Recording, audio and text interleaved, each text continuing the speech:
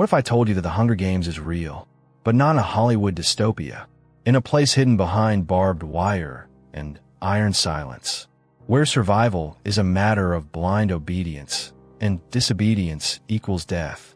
This isn't fiction. This is happening right now. In North Korea, a country where thousands are imprisoned without trial, where entire families vanish in the night, and where children are born not into homes, but into cages. Welcome to North Korea's prison camps, a place so secret the government pretends it doesn't even exist, and yet the world has seen glimpses, from grainy satellite images, from hushed voices of defectors, and from stories that seem too horrific to be true. But they are true. This is the real-life Hunger Games, and you're about to see what it means to fight for survival in a country where humanity has been erased. Stick around, like, subscribe, and drop a comment, because today on Mr. Junkie, we're diving into a story that the world was never meant to hear. North Korea officially denies that its prison camps exist, but the truth is much darker than silence. There are two types of camps hidden across the country. Kwanliso, total control zones, designed for political prisoners and their entire families.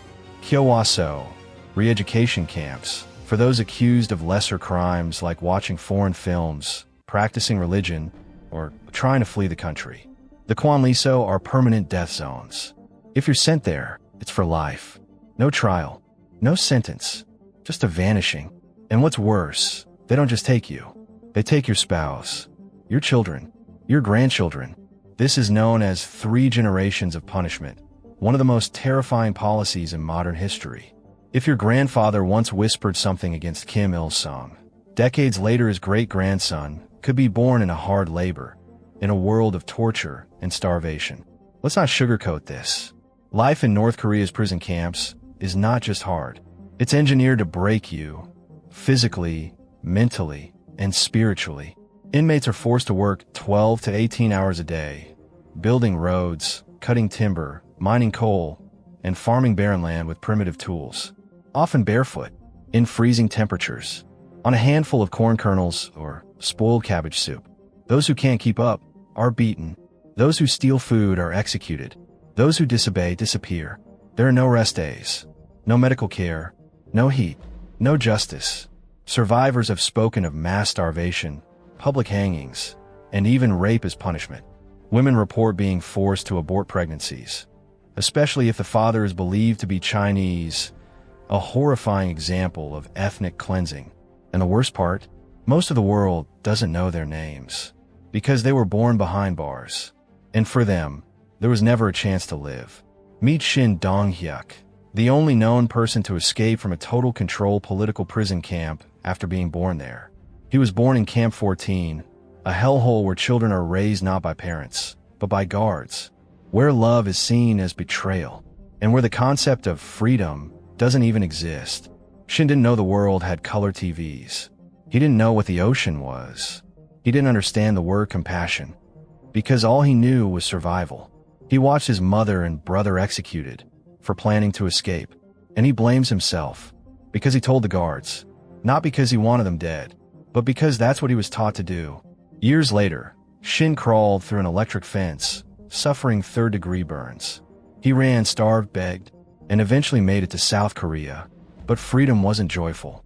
It was terrifying, because when your entire life is built on trauma, how do you live in peace? You might be wondering, why compare this to the Hunger Games? Because in the truest sense, it is closed arenas where people are forced to survive brutal conditions. Totalitarian rule that kills rebellion before it starts. Children trained to inform, betray, and fight to live another day. And above all, a system where the powerful watch in silence while the weak die unseen. The difference? There are no cameras here, no rebellion arcs, no winners, only forgotten voices, buried in icy soil, and erased from history. In North Korea, even children are not innocent. At least, that's what the regime believes. Children born in camps are treated as criminals by birth. They're given numbers instead of names, starved from infancy, forced into labor by the age of 6. Some are made to watch executions, as a warning. Others are beaten for crying too loud.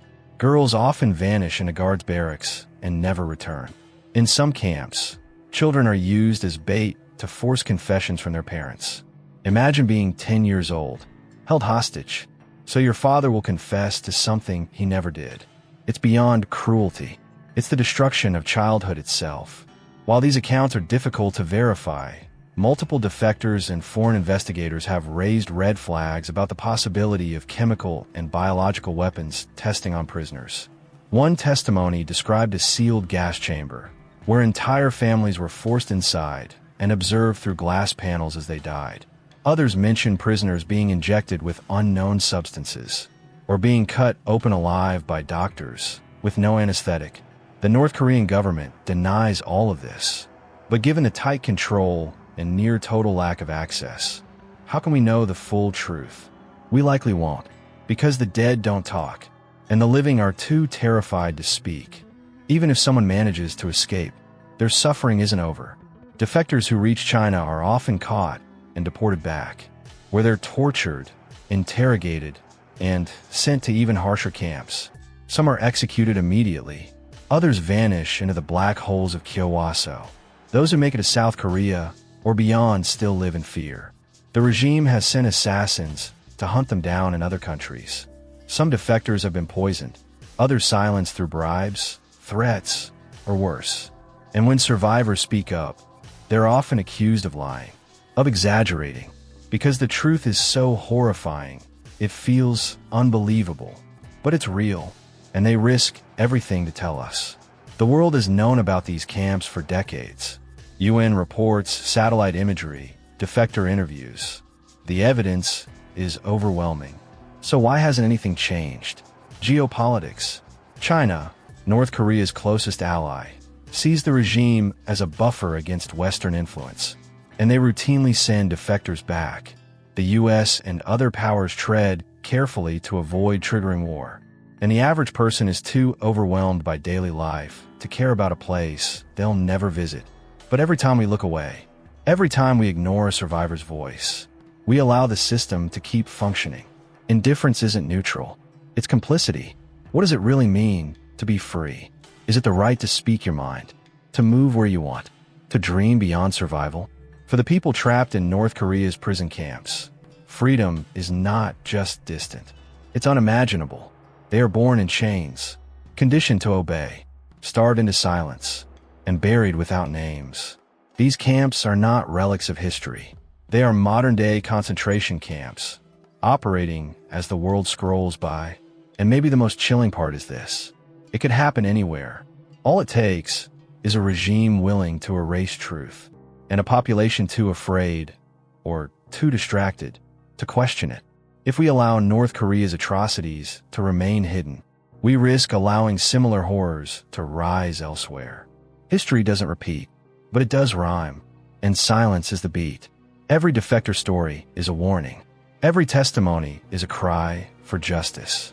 And every moment we stay silent is a missed chance to make noise for those who can't.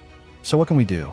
We can learn their names, share their stories, pressure governments to act, support defectors and human rights organizations. We can remind the world that these people are not statistics. They are mothers, fathers, children, human beings with the same right to live, laugh, love, and simply exist. We owe them that much. Because ignoring evil doesn't make it disappear. It makes it stronger. And as long as those camps stand, we all have a responsibility to keep the truth alive. So the next time someone says, "That's just how it is in North Korea," you'll know better. You'll speak louder. And maybe, one day, those camps will fall into dust. And when they do, the world will finally hear the silence they endured and realize that they were never invisible. We just refuse to look.